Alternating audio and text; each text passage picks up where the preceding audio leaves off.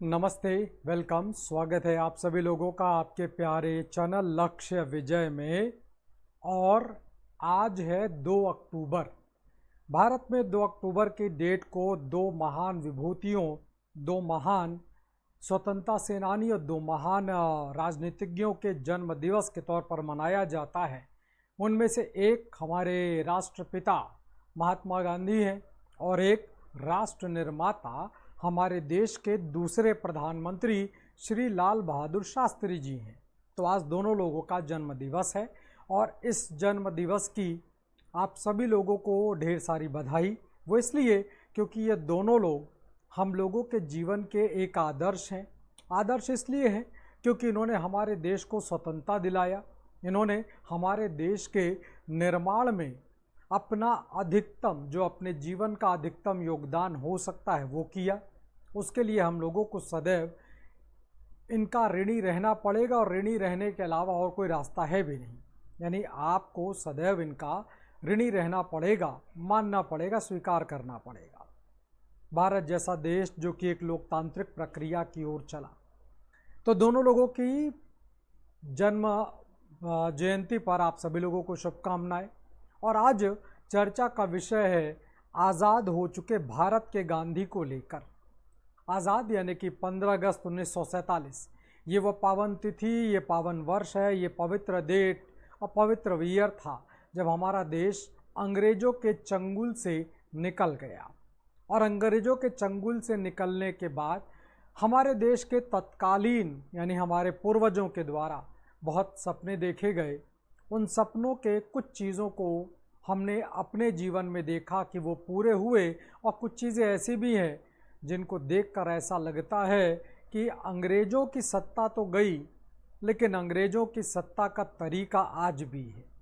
और उसी तरीके को अगर आज देखा जाए तो एक शख्स जो कि 3 इडियट फिल्म में हुआ करते थे, जिनको 3 इडियट फिल्म में 2 नामों से जाना गया, एक रणछोड़ दास छाछड़ के नाम पर और एक आपके जाने गए वो तिब्बत वाला वैज्ञानिक, याद आया, जो कि आमिर खान उस कैरेक्टर को प्ले कर रहे थे, जिन्होंने फिल्म के अंतिम दौर को याद करिए, कई बार फिल्म टीवी पर आती रहती है तो आपने देखा होगा, वो अपने गांव लद्दाख जाते हैं जहां पर वो कई सारे वैज्ञानिक यानी साइंटिफिक इक्विपमेंट्स बनाकर वहां के लोगों के जीवन को सरल करने का प्रयास करते हैं। वो जीवन जिसको सरल करने की जिम्मेदारी तो सरकार के पास है, लेकिन फिलहाल सरकार असफल है, तो उन्होंने प्रयास किया और उन्होंने चूँकि लोगों के हित के लिए, लोगों के भले के लिए काम किया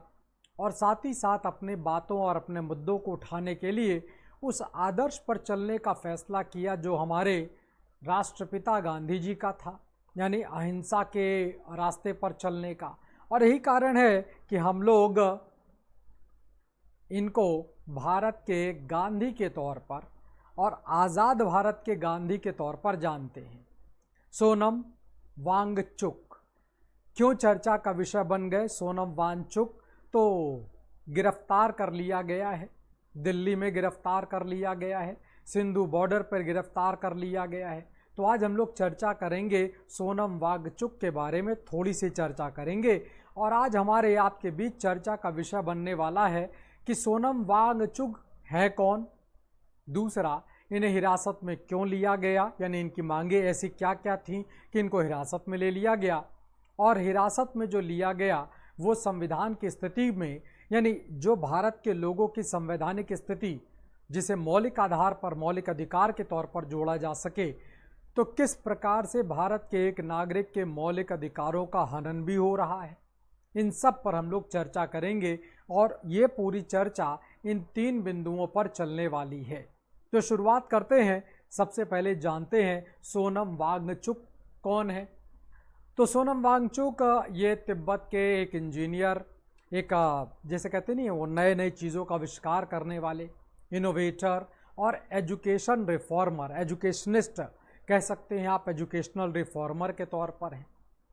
इनका जन्म 1 सितंबर 1966 को उलटे कपो में, उलेटोकोपे में हुआ, जो कि लेह लद्दाख में पड़ता है। और इनके द्वारा 1988 साल में, यानी जब 22 वर्ष की अवस्था में आते हैं, तब इनके द्वारा एक संस्था बनाया गया जैसे students education and cultural movement of Ladakh, SECOML, ये इसका शॉर्ट फॉर्म है। ये बनाया गया और ये इसके फाउंडर डायरेक्टर बना दिए गए। साथ ही साथ शिक्षा के क्षेत्र में सुधार लाने के लिए बड़ा प्रयास किया। सरकार, ग्रामीण समुदाय और नागरिक समाज के सहयोग से शिक्षा में सुधार लाने के उद्देश्य से 1994 में ऑपरेशन न्यू होप की शुरुआत की, और जिसके तहत कई सारे, अगर आप लद्दाख में देखेंगे जहाँ पर ये इनका विद्यालय चलता है, तो वो पूरी तरह से, इलेक्ट्रिसिटी की फैसिलिटी तो है नहीं, तो पूरी तरह से सोलर पैनल पर इवन रोशनी, पानी गर्म करना, खाना बनाना, चाय बनाना, सब कुछ जो हो रहा है वो सोलर पैनल पर चल रहा है। यानी सौर ऊर्जा का प्रयोग किया जा रहा है। वो सौर ऊर्जा जिसको लेकर आज पिछले अगर बजट की बात करें तो जो जुलाई मंथ में, अगस्त मंथ में जो बजट आया, जिसमें बड़ा सब्सिडी देने की बात कही गई, आप सोचिए कि इन्होंने कितने पहले से सोलर का, यानी कि सौर ऊर्जा का प्रयोग करके अपने यहाँ पर चीज़ों को आसान बनाया। लोगों की, बच्चों की, महिलाओं की, पुरुषों की ज़िंदगी, विशेषकर गृहिणियों की ज़िंदगी, ऐसी चक्की बनाई आटा के लिए, मतलब गेहूं से जिससे आटा बनाया जा सके, जो सोलर से चलेगी। और वो जो पुराने ज़माने का जो जांत नहीं था, जिसको हाथ से चलाना पड़ता था, महिलाओं को बड़ी मशक्क़त, मेहनत करनी पड़ती थी, उसे आसान बनाया। जहाँ पर सोलर पैनल काम नहीं कर पाएगा तो साइकिल से जोड़ दिया, यानी आप साइकिल चलाइए और साथ ही साथ अपने अनाज को भी पीसिए, ताकि उससे आपको जो रोटी, पराठा जो भी बनाना है वो, तो हेल्थ भी बनी रहेगी और आपका भोजन भी प्राप्त हो जाएगा। तो ऐसे मतलब होता नहीं, इनोवेटर व्यक्तित्व के व्यक्ति हैं। साथ ही साथ पानी की जो कमी, पानी की समस्या जो लद्दाख में हमेशा पाई गई, उसके लिए उन्होंने बर्फ़ स्तूप तकनीक, बौद्ध धर्म में स्तूप एक आर्किटेक्चर का पार्ट है, तो सोनम जी के द्वारा बर्फ़ स्तूप बनाने का काम किया गया, इस टेक्निक का प्रयोग किया गया, जिसकी वजह से जो आर्टिफिशियल ग्लेशियर हैं वो बनाए गए। ये शंकु के आकार में बने, कोन शेप में बने, और बर्फ़ के ढेरों को सर्दियों में के मौसम में पानी को इकट्ठा करने के लिए इस्तेमाल करने में इसका प्रयोग किया गया। फिर जैसा मैंने आपसे कहा, 3 इडियट फिल्म में आमिर खान का वो कैरेक्टर जिसमें वो एक समय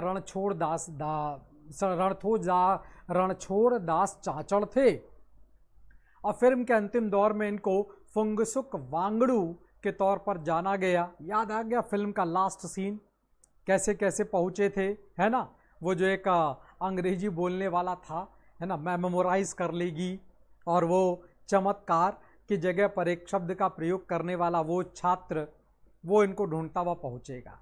तो ये तो सोनम वांगचुक का परिचय है जो मैंने आपके साथ किया।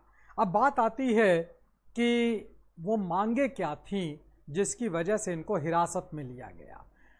तो इस मांगों की शुरुआत थोड़ी पुरानी है, कुछ 4 साल पहले से चल रहा है, 4 साल से थोड़ा ज़्यादा ही समय होने जा रहा है। तो उसमें ये था कि साहब लेह एपेक्स बॉडी बनाने की बात कही जा रही है। कारगिल डेमोक्रेटिक अलायंस, यानी कि एक राजनीतिक दल बनाया जाए, और इस दल के द्वारा लद्दाख को एक राज्य, पूर्ण राज्य का दर्जा देने की मांग की जा रही है। साथ ही साथ वहाँ की प्रशासनिक व्यवस्था को सुव्यवस्थित करने के लिए एक लोक सेवा आयोग की मांग हो रही है। लेह और कारगिल जिलों के लिए लोकसभा सीट, अभी तक लद्दाख में सिर्फ एक सीट है, तो कहा गया लोकसभा की 2 सीटों को किया जाए, लेह और कारगिल दोनों को लोकसभा सीट के बनाने की मांग हो, और साथ ही साथ लोक सेवा आयोग बनाते हुए भर्ती की प्रक्रिया को जल्दी किया जाए, और इसे संविधान की 6ठी अनुसूची में कुछ विशेष अधिकार होते हैं, कुछ विशेष प्रावधान हैं आपके पूर्वोत्तर राज्यों के लिए। तो उसी तरह से कहा गया कि लद्दाख को भी 6ठी अनुसूची में शामिल कर लिया जाए। अभी तक वर्तमान समय में छठी अनुसूची में 4 राज्य हैं, असम है, मिजोरम है, मेघालय है, ये वाले राज्य हैं ना।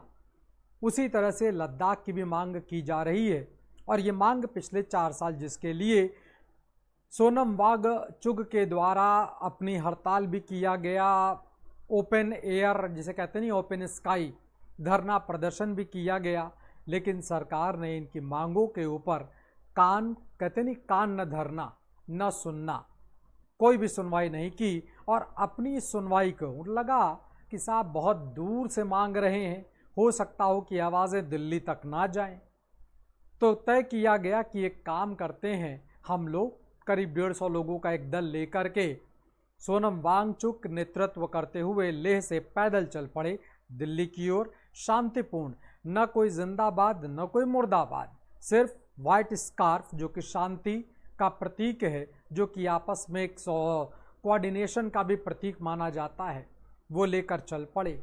लेकिन इस बीच ये दिल्ली में पहुंचते तब तक दिल्ली में धारा 144, जैसे आजकल हम लोग 163 नई कानून की धारा में 163 के तौर पर जानते हैं, अचानक से इमरजेंशियल पोजीशन पे लगा दिया गया। ऐसी कौन सी इमरजेंसी फिलहाल दिल्ली में आ गई जो 163 यानी कि धारा 144 को लगाना पड़ गया? इसका कोई भी तर्क, कोई भी कारण सरकार के द्वारा नहीं दी, पुलिस के द्वारा नहीं बताया जा सका।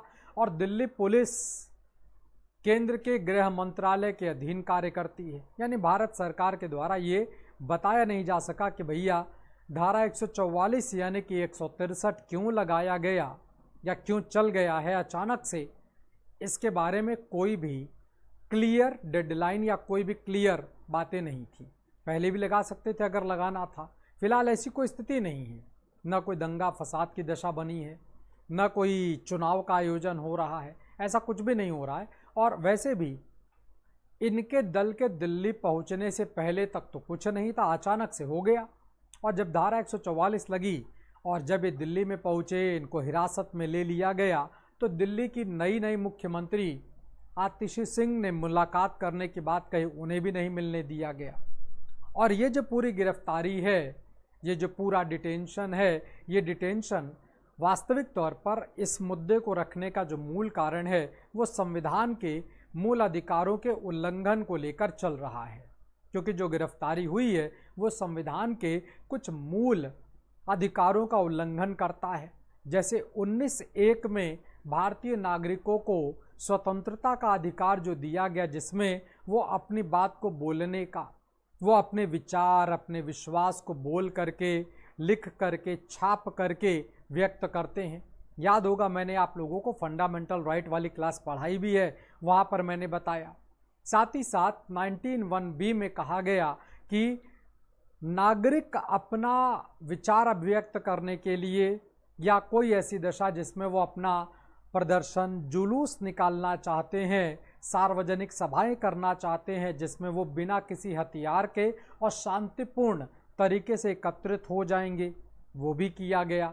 इस एकत्रीकरण से पहले आपको सरकार को, यानी संबंधित जहां पर ये मीटिंग होगी उसके बारे में आपको बताना पड़ेगा सरकार को। प्रायर इन्फॉर्मेशन भी दे दिया गया, लेकिन गिरफ्तार कर लिया गया, डिटेन कर लिया गया। आर्टिकल 19(1)(d) कहता है कि भारत के प्रत्येक नागरिक को भारत के राज्य क्षेत्र में स्वतंत्र आवाजाही की आज़ादी है। तो कुल मिलाकर आर्टिकल 19 के तहत कुछ मौलिक अधिकार का हनन हो रहा है, जिसको लेकर अब फिलहाल सोनम वांगचुक गिरफ्तार भी हैं और वो हड़ताल पर बैठ गए। पहले तो गिरफ्तार किया गया दिल्ली पुलिस के द्वारा, फिर छोड़ दिया गया और छोड़ देने के कुछ घंटे के बाद दोबारा गिरफ्तार कर लिया गया है। तो फिलहाल इनका पूरा साथी समूह भूख हड़ताल पर बैठ गया है। इसी तरह से आर्टिकल 22 की बात करें, जिसमें कहा गया कि डिटेंशन को लेकर, गिरफ्तारी को लेकर संरक्षण देने की बात आर्टिकल 22 के तहत 22(1) ये कहता है कि अगर किसी व्यक्ति को गिरफ्तार माफ करिएगा, किसी व्यक्ति को अगर गिरफ्तार किया जा रहा है तो उस व्यक्ति के पास इस बात का अधिकार है जानने का कि उसे क्यों गिरफ्तार किया जा रहा है, जो कि नहीं बताया गया। और दूसरी बात कि वो अपने मामलों को रखने के लिए किसी वकील को बुला सकता है, या वकील का जिसे कहते हैं ना लीगल हेल्प।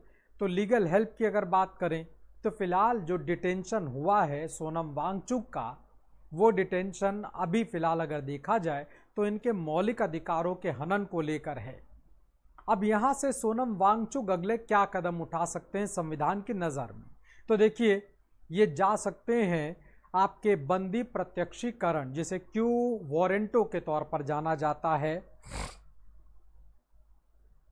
नहीं सॉरी हैबियस कॉर्पस के नाम पर जाना जाता है कि साहब बंदी प्रत्यक्षीकरण, क्योंकि गिरफ्तारी के 24 घंटे के अंदर इन्हें किसी भी मजिस्ट्रेट के सामने प्रस्तुत नहीं किया गया। फिलहाल जब तक मैं ये वीडियो बना रहा हूँ तब तक तो नहीं किया गया है, इसके बाद हो सकता हो कर दिया जाए तो मुझे मालूम नहीं है फिलहाल। तो इसको लेकर ये जा सकते हैं हैबियस कॉर्पस की ओर कि भाई कि क्यों मुझे गिरफ्तार किया गया, कर लिया तो मुझे कारण नहीं बताया। ये सब के बाद मुझे 24 घंटे के अंदर मजिस्ट्रेट के सामने प्रस्तुत किया जाए, जहां पर मजिस्ट्रेट तय करेगा कि मेरी गिरफ्तारी जायज़ है या जायज़ नहीं है। अगर मुझे गलत तरीके से गिरफ्तार किया गया तो मुझे आज़ाद कर दिया जाए। फिलहाल अभी तक जो खबर जानकारियां मेरे पास हैं उनमें ऐसा कुछ भी नहीं है। गिरफ्तार हैं और शाम तक आते आते कुछ 24 घंटे का समय भी होने वाला है, क्योंकि कल हाँ हो गया 24 घंटे हो गए हैं, ठीक है। तो अब उस पर क्या क्या कार्यवाही हो सकती है वो सरकार तय करेगा, ये अपनी बातें करेंगे। फिलहाल ये मुद्दा इसलिए उठाया मैंने चूँकि एक भारत के एक शांति प्रिय नेता जो अपनी बात कहना चाहते हैं उनका गिरफ्तारी, वो भी गलत तरीके से, जिसमें उनके मौलिक अधिकारों का हनन भी हो रहा है। आप लोग अपने मौलिक अधिकारों को जाने समझें, इसलिए मैंने इस वीडियो को बनाया। उम्मीद करता हूं कि ये जानकारियां आपको अच्छी लगी होंगी, तो वीडियो को लाइक कर दीजिएगा, चैनल को सब्सक्राइब करने और करवाने में मेरी मदद करिएगा। आप सभी लोगों का बहुत बहुत शुक्रिया, बहुत बहुत धन्यवाद। ऐसे ही कुछ महत्वपूर्ण जानकारियाँ मैं समय समय पर आपके साथ साझा करता रहूँगा। बहुत बहुत धन्यवाद, नमस्कार।